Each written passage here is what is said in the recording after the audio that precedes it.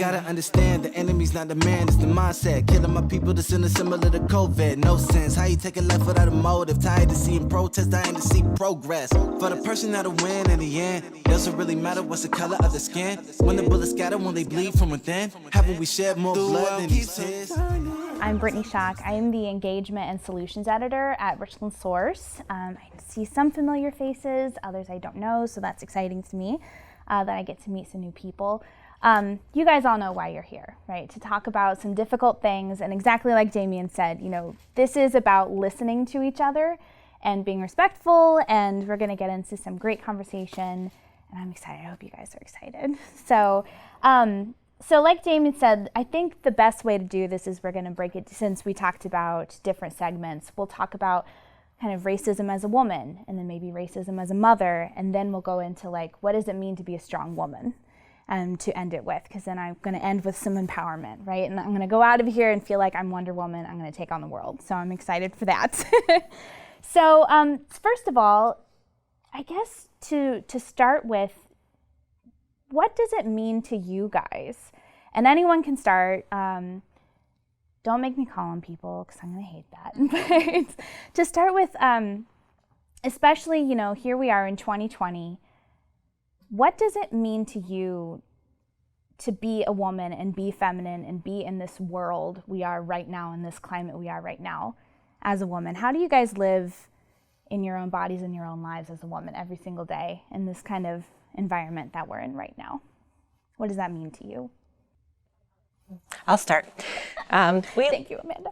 We live on the corner of 4th and Roland, which is traditionally not a great neighborhood, not a great place to raise your kids.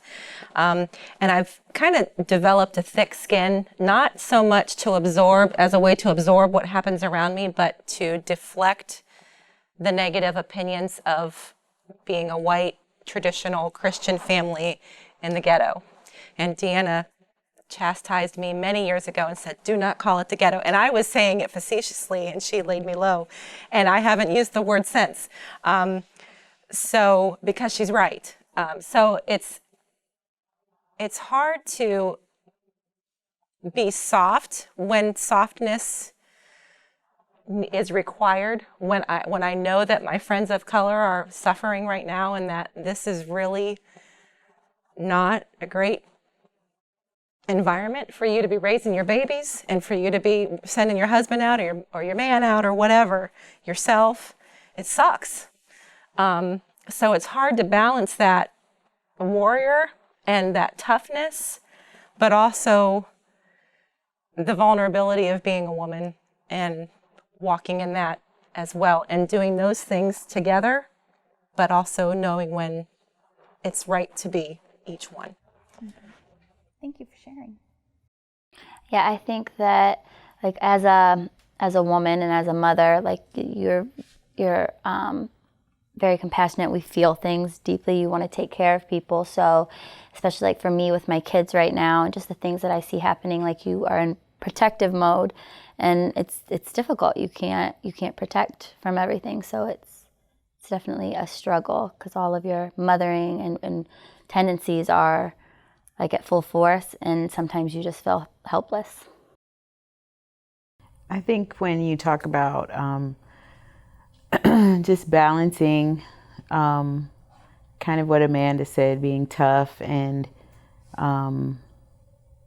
then, but you're still a woman, there's still a feminine side to you. I think that it's difficult a lot of times to reconcile all those different pieces and parts to yourself, unless you really look at your feminine side as your strength. So to me, it's kind of our superpower. And I'm very big on just feeling like the energy, the feminine energy, is what we need in the world right now. So I really strongly believe that, and I think that a lot of times we feel at odds with that, but it's not. We don't necessarily. It's something we can definitely lean into, and it can propel us, further and faster and make us stronger. So they don't have to be at odds. I kind of like to piggyback off of what Deanna said, nurturing. Like, that's a feminine, like, we are nurturers by nature. And that's what the world needs more of, is nurture and love fiercely is what it needs right now. My background's a little different because I was adopted by Germans. So, and I grew up in Ashland, which wasn't at the time very diverse. And I went to school at Mansfield Christian, okay? And that's not a very diverse school either. So, with this skin I'm in now, it can be very interesting at times because, you know, culturally speaking, you know, I have friends of all different types of faces and colors. Some of my Caucasian friends, white friends, you know, you carry yourself like one of us. My black friends, well, why are you trying to act like them? Well, first of all, I'm me. I'm Katie. You know what I'm saying? I am Kathryn Marie Bartlett. I didn't know because I talk a certain way or carry myself a certain way or act a certain way that has to be associated with a color. I never knew that until I lived a little life, you know? So I guess just with being a woman and in this day and age, you know, be true to yourself. Be absolutely true to yourself, to your core. Don't try to be somebody you're not. Don't try to fit the stereotype you're not. You know, I feel like that's very important. How about you guys? I'm not going to force you to share, but I would say that my story is a little different because you asked that question and I don't have an answer for that because every day that I wake up, my life is focused on providing for my children and myself and not so much thinking, who am I? Where do I fit in? What do I contribute other than being a mother? I have 3 sons and I won't watch the news. I don't know exactly what happened to George Floyd because I can't watch that video because it breaks my heart to know that that could be one of mine. So when people ask me about what's going on in the world and about politics, I don't have very descriptive answers because every day that I wake up, I have to figure out how do I elevate myself so that I can elevate my children to the next level. I don't have time to think about me because it's just me. That's all they have. So that's a really great question. I have to think about that. we'll come back to it. I won't have an answer tonight. I think my perspective just as a woman right now is unique. It may differ from everyone's because I'm single and I don't have children. So I have the ability to nurture, but I don't have that responsibility every single day. So I do wake up sometimes having the question of like, okay, what is my responsibility, like in the world today? But I don't know if, I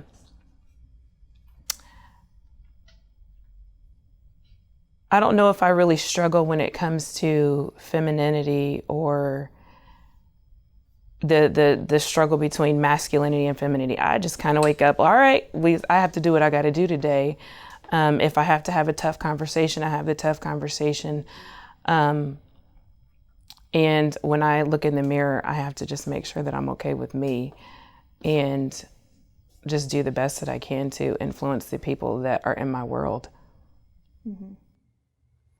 So one of the things that, I kept hearing over and over again was the kind of masks that we wear, where it's like, I have to put this on and be the strong person, or, I am the mother right now, so I can't think about myself. And I would love to talk more about the masks that you guys feel like you wear on a day-to-day basis of like, I have to put this on to live in this world right now. And I feel like I can't show all of myself because I have to do this to survive. And I'd love to talk more about that. Like, how do you guys have experiences with that where you feel like I have to put this mask on in order to make it every single day and kind of survive in the world? I think for me, one of the biggest things, especially with the news and the things that you see, and just, you know, as a mother, the fear that I have. And I don't want to show them that, you know, I don't want my children to go around feeling like they have to live every day in fear, that every interaction is something to fear, that they need to fear white people or the, you know, I don't want to convey that to them, but it becomes like a battle too, because you want to keep that from them, but it's a reality, you know? So trying to find ways to do it without scaring them, or, you know, to show my fear and project it onto them, because I don't want that. You know, I have a 14-year-old son, an 11-year-old daughter, a 3-year-old daughter, and I don't want them to live in fear. But right now, the biggest anger and fear are probably the biggest emotions that I have right now, and I don't want them to walk around being either of those things all day. So that's probably one of the biggest masks for me right now. I think I definitely have masks. I have a stack of masks at home. I think that you have to be adaptable to whatever situation you're in. And so I often find myself in a position where I feel like I'm translating information and trying to convey the best of both sides to the other side.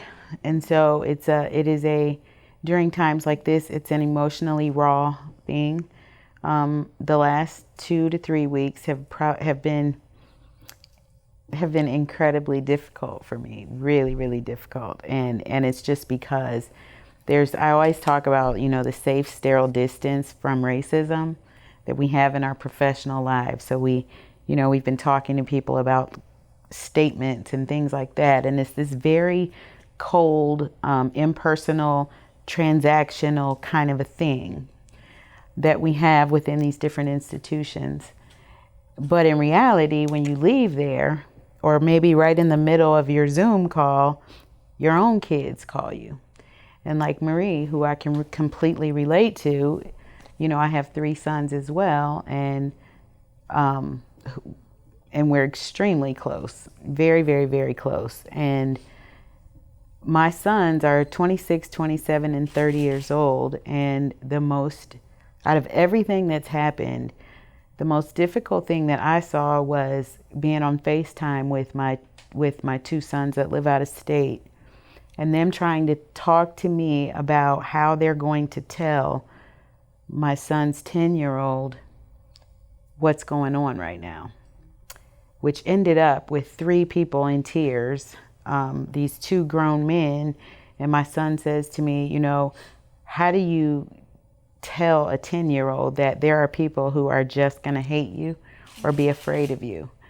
And so to now be a grandmother and trying to watch your own kids struggle through what seemed like 5 minutes ago I struggled through with that conversation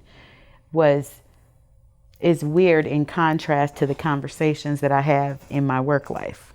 It's so deeply personal. It's you know, everyone that looked at that video knew that it could be them. It could be your son, your dad, your brother.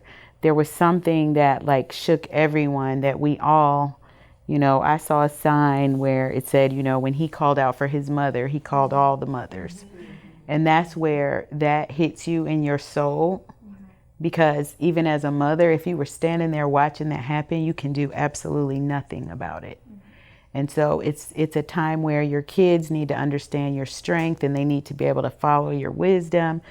But your wisdom sometimes sounds soft, like, you know, after Trayvon Martin, take your hood off, you know. White people are scared of you, take your hood off, you know. And then why do I have to accommodate how other people you know, how other people feel. So as a mother, just having these conversations and trying to raise strong sons and not sons who are not fearful and who can lead their families, it's difficult. It's really, really difficult. And so that's yet another mask. And then the mask of being the grandmother, where you just want to be the nurturer, but in reality, you're looking at this and knowing like this is looking pretty bad for you, you know. So I think there's a lot of masks. I tried to avoid that question because I have 2 boys and a girl at home, and my son is 10 going on 11, and he is aware. He's very intuitive and insightful little being, and he knows what has happened with George Floyd, and she's right. How do you tell a child, a black child, when they see this, parts of it, not the whole thing, this is the way the world can be, son. And see, that's why I didn't want to do it. And because of that, little boy, you have to do better, be better, act better, rise above, and love harder because of that. And that was a very tough conversation to have.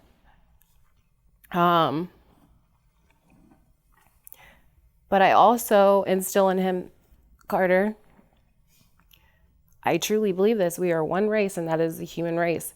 And there is a lot of evil out there. But honey, I'm going to tell you this right now. There is a lot of good out there.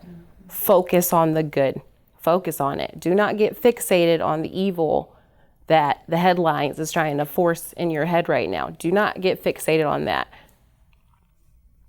So, I mean, you just take it day by day and you just try to raise them the best they can and hope that they do well in this ever-changing world every day.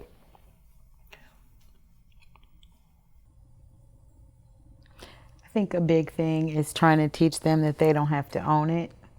So, you know, you don't have to carry that. Yeah.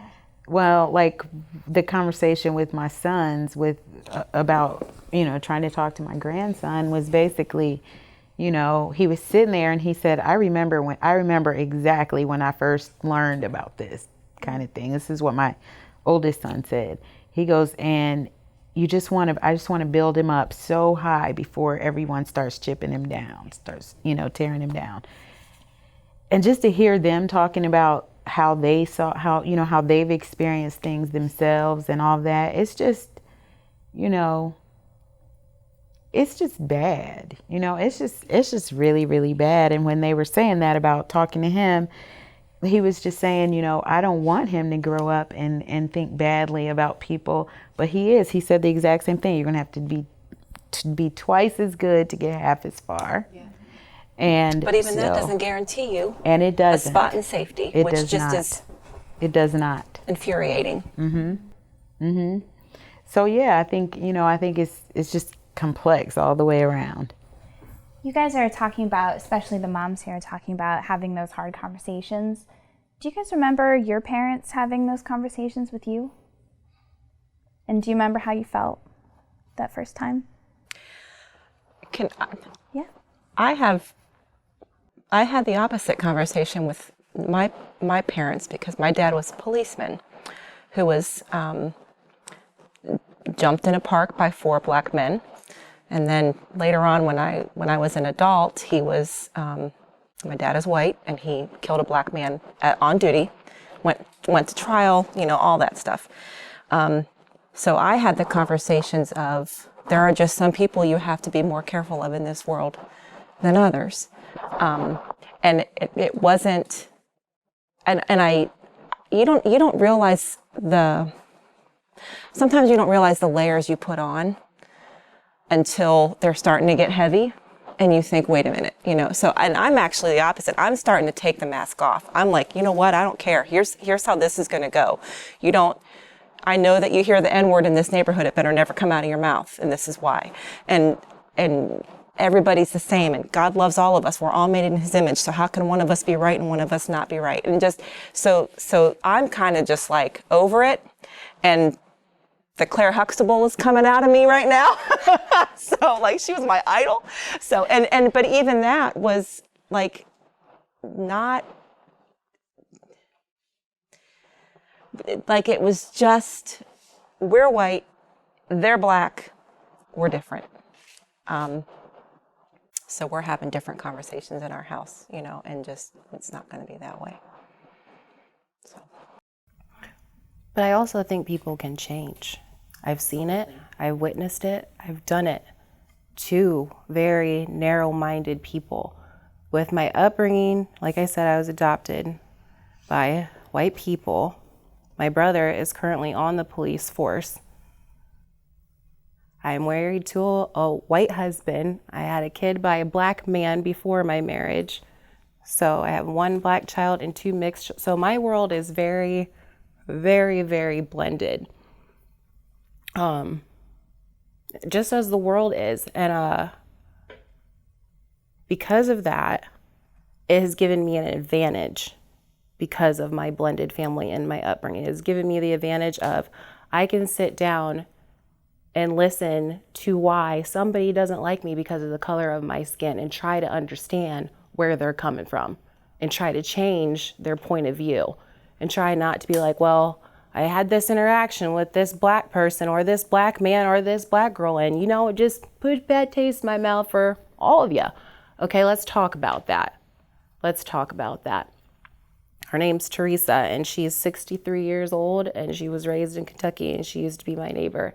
And now that is one of my best friends and she is one of the racist people I know in my life. And we go round and round and round. But I tell you this though, I'm making a change because we sit down, we talk. It's hard. It's very hard to listen to somebody and have them tell you why they don't like you because of the color of your skin.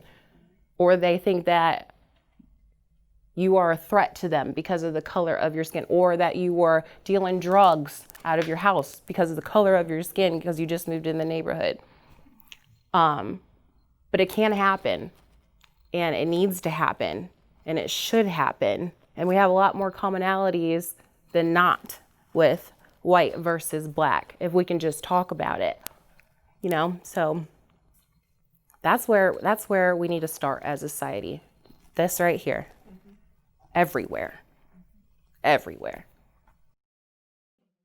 It's hard to hate somebody that you're looking right at. And it's hard to say what you're thinking if you're really thinking that deep down that you're different because you're black. It's a different thing to say it on Facebook than it is to look in your eyes and say it to you. And then to know you and to have a relationship with you and see your babies and say, yeah, I would be okay with a policeman having his knee on your neck. I would have no problem with that.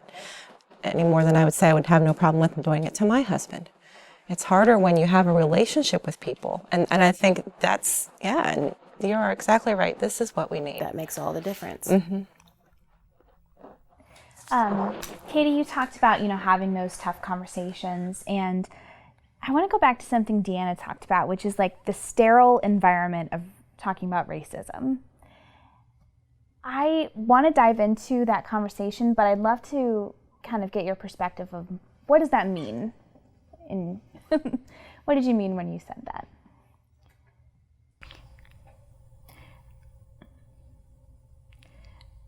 I mean that often I'm talking within the realm of our work. Many people, whether you're an elected official or, you work in the public sector, I think there's a safe, sterile distance from which you talk about it. So you're going to talk about it in terms of policy or things like that. And so it lets it be not an emotional thing. And it should be an emotional thing because it is an emotional thing. And because we are in our institutions often separating ourselves. So we will say, a person might say, well, I'm not a racist, but yet I'm going to stand up for this racist policy. Or I'm not going to even talk about policies that might be racist because in doing that, I'll be convicted myself.